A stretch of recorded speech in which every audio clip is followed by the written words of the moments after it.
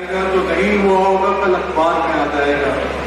जब हम कॉर्पोरेटों की बात करते हैं तो कॉर्पोरेट न्यूज नेटवर्क ऐसे ही कर रहे हैं, जो नहीं होता है वो कल अखबार में आ जाता है और जो होता है वो कहीं नहीं आता है।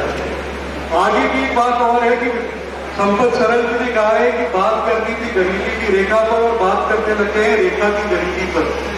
तो ये एक कॉन्सेप्ट बन गया है हिंदुस्तान के अंदर की बातों को होल्ड कर दिया जाता है और उसको एक इस तरीके से प्रताड़ित करा जाता है पत्रकारों को कि देश के अंदर अब वो समय आ गया है कि हमें एक्ट लेके आए जिसको हम लोग कहें प्रेस पर्सन प्रोटेक्शन एक्ट है, पत्रकार प्रोटेक्शन एक्ट, जिससे जो जर्नलिस्ट हैं उनके ऊपर होने वाली उत्पीड़न रुक जाए। लेकिन एक बात और भी है, हिंदुस्तान के अंदर कितने बड़े चैनल हैं मुझे नहीं लगता उनके अंदर कितने रिपोर्टर हैं जितने कमरे में बैठे हैं। तो मैं अपने सामने टाइम्स में और एनडीटीवी खुद ही देख रहा हूँ। आने वाले समय पे मुझे कुलदीप जी ने कहा था कि कोई भी सहायता जो है वो पत्रकारों को नहीं मिलती है। हम सब अपने आप में सहाय हैं, हम एक संस्थान बनाए हैं तो संस्थान का एक कॉन्स्टिट्यूटेड फंड बनाया जाए। हर पत्रकार 100 रुपए भी देता है तो उसके ऊपर एक्सपेडिशन लग सकती है। हर चीज सरकार से मांगने से बेहतर यह है कि हम लोग एक संस्थान बन गए हैं, हम एक ग्रुप इंश्योरेंस अपने लिए ले लें तो सारे पत्रकारों को 25 लाख या 50 लाख तक की इंश्योरेंस भी मिल सकती है अगर कोई इंसिडेंट होता है। जब तक बात रही कि पत्रकारिता किस ओर जा रही है तो मुझे लगता है कि हरियाणा का ये जो हिस्सा है इससे बेहतर पत्रकार कहीं और नहीं है, क्योंकि यहाँ पर शब्द मंच भी है और बिल्कुल रहती है। एक तरफ हम लफ्जों की बात करते हैं तो कलम से लिखने की बात कर रहे हैं कि शब्दों का मंच बना दिया है यहाँ पर, और दूसरी ओर हम पूरे विश्व में प्रेम की बात कर रहे हैं। पत्रकारों के ऊपर चीजें लग रही है वो एक बहुत संकट का हिस्सा है, लेकिन इसी संकट के हिस्से के अंदर हमें सोचना पड़ेगा कि हम वही पत्रकार हैं जिन्होंने आजादी के आंदोलन में भी अखबारें निकाली। जब वो अखबारें निकाली तो तब भी फेल हुई। जब भगत सिंह ने अपने जो उनका हिंदुस्तान रिपब्लिकन पार्टी था उसके दफ्तर के अंदर एक प्रेस लगाई थी और पर्चे निकाल के वो बांटते थे, उसके ऊपर सिलेक्शन का चार्ज लग जाता था। आज इसमें एक सिमिलर सिचुएशन क्रिएट कर दी गई है। अगर आप सरकार के हक में बोलेंगे तो आप बहुत अच्छे पत्रकार हो जाएंगे, अगर आप मुद्दों की बात करेंगे तो आप एंटी नेशनल हो सकते हैं। मैं ये नहीं कह रहा कि एंटी नेशनल हो जाएंगे, लेकिन हो सकते हैं। अब आगे की जो बात आती है कि कानूनों के अंदर क्या बात करी जाती है, तो फ्रीडम ऑफ स्पीच जो है उससे ज्यादा प्रचलित कानून हिंदुस्तान के अंदर कोई नहीं है। लेकिन हमें ये भी मानना पड़ेगा कि सोशल मीडिया के अपने नुकसान भी हैं। उसी सोशल मीडिया ने चंडीगढ़ के अंदर 60 से 70 बहनों की इज्जत को आज उछाला है। उसी सोशल मीडिया ने बहनों की नहाते हुए वीडियो बना के हर तरफ वायरल कर दी है। और सबसे शर्मनाक बात यह है कि जितने लोग उसको एक्टिविस्ट कह रहे हैं उनके से आज कोई भी सड़कों पर नहीं है। क्यों? क्योंकि इससे उनको वोट बैंक पॉलिटिक्स का हिस्सा बनने का हिस्सा नहीं बन रहा है। और मैं हमेशा से ये कहता आया हूं और आगे भी कहता हूं कि अगर किसी भी पत्रकार भाई को अरेस्ट होता है या उसके अगेंस्ट में कोई भी केस होता है, आप फिर से संपर्क करें। आपकी बेल कराने की जिम्मेदारी मेरी पड़ती है। और ये बात मैं आज से नहीं बहुत पहले से कहता आया हूं। किसान आंदोलन के समय भी पत्रकारों को पकड़ा गया तो हमने तब भी लड़ाई लड़ी, लेकिन एक बात हमें ये भी समझनी पड़ेगी कि पत्रकारिता और न्यायालयों में बहुत फर्क है। पत्रकारिता में जब आप एक स्टेटमेंट देते हैं तो आपकी स्टेटमेंट मान्य हो जाती है।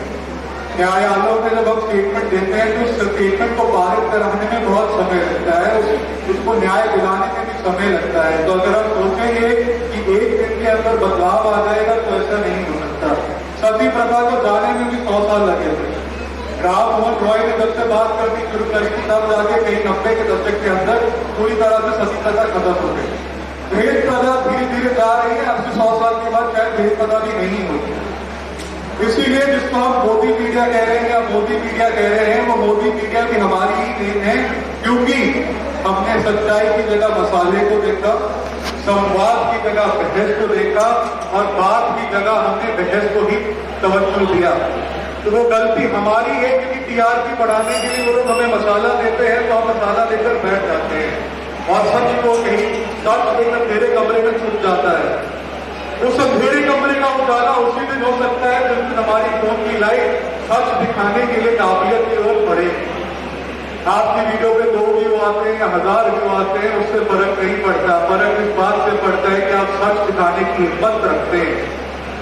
लोगों के अंदर की जो हिम्मत है वो टूटती जा रही है। वो हिम्मत ऐसे टूट रही है कि जैसे हिंदुस्तान का संविधान गिरने की ओर बढ़ता जा रहा है। धीरे धीरे हिंदुस्तान के अंदर संविधान बचाओ के नारे लगाने पड़ रहे हैं, क्योंकि हमें ऐसा लग रहा है कि संविधान के अलावा हम अब कुछ और बढ़ रहे हैं। जिस और एक आदमी है जिसकी एक फौज है और वो फौज को कहती है वो सच हो जाता है, और वो फौज उस चीज को मना करती है, उस चीज को नेगेटिव मान लिया जाता है। हिंदुस्तान के अंदर बिल्किस बानो के केस के अंदर लोगों को छोड़ा जाता है। मैं मानता हूं जो कानून के दायरे में किया गया होगा, लेकिन उन्हीं रेपिस्ट के जब तिलक लगाया जाता है तो हिंदुस्तान की सभ्यता के खिलाफ है, और उसके ऊपर जब जर्नलिस्ट लोग बैठते हैं तो ये जर्नलिज्म के प्रोफेशन के खिलाफ है। कई बार मुझसे लोग पूछते हैं कि सर कई बार ऐसा होता है कि दूसरी साइड के वकील है वो पैसा लेके मान जाते हैं और वो केस को खराब कर देते हैं, आप ऐसा क्यों नहीं करते? मैं इसलिए ऐसा नहीं करता क्योंकि मेरी जिंदगी के अंदर एक असूल है कि अगर आप किसी चीज के लिए खड़े हुए हैं तो उसके लिए सर कटा सकते हैं, झुका नहीं सकते। और यही बात पत्रकारों में आने की भी जरूरत है। आजकल जो चैनल्स हैं उनकी गलती नहीं है, क्योंकि उनका तो पेरोल मास्टर है वही सरकार के अंदर है। हम लोग बात करते हैं कि अडानी नंबर 2 के अमीर आदमी बन गए, लेकिन हमें ये नहीं पता कि हिंदुस्तान के सबसे ज्यादा कर्जदार आदमी भी अडानी है। उनके ऊपर हिंदुस्तान की इकोनॉमी से ज्यादा कर्ज है, उनके इतना टर्नओवर नहीं है जितने उनके ऊपर कर्ज कर रहे हैं। और जितने साथी यहाँ बैठे हैं, मैं आप सबसे एक अनुरोध और करूंगा कि आप सब मिलकर एक चैनल बनाएं। उसका जो भी आपको नाम देना है मंच के नाम पे चैनल बनाए, ताकि जिस हिस्से की भी खबर आती है वो उस चैनल पर जाए और चैनल के बंटवारे के चलते हुए खबरों का बंटवारा ना हो जाए। क्योंकि खबरें भी टीआरपी के हिसाब से अगर बनने लग जाएंगी तो इंसाफ खत्म हो जाएगा। हिंदुस्तान के अंदर सिर्फ 2 चीजें अब बाकी हैं, एक वो जर्नलिस्ट जो चैनलों से एफिलिएटेड नहीं है, और एक वो लोग जो आज भी बोलने का हक और हिम्मत रखते हैं। अपनी बात को खत्म करते हुए मैं यही कहूंगा कि कलमों को विराम यूं ना दें कि कलम की नोक टूट जाए, क्योंकि कलम की नोक जब टूटती है तो जिंदगी खत्म होती है। अपने कलमों को चलते दें, आपकी कलम की नोक घुसेगी लेकिन वो कलम इतिहास लिखेगी और आप उस इतिहास का हिस्सा है। क्योंकि ये जो मंच है ये सिर्फ पत्रकारों का उत्थान नहीं करेगा। अगर पत्रकारों का उत्थान हो जाएगा तो सरकारों का उत्थान होगा, देश का उत्थान होगा। क्योंकि यही लोग गरीबों की बात करेंगे, यही लोग मजलूमों की बात करेंगे, और यही वो लोग हैं जो देश को आगे बढ़ाएंगे। जय हिंद, जय भारत।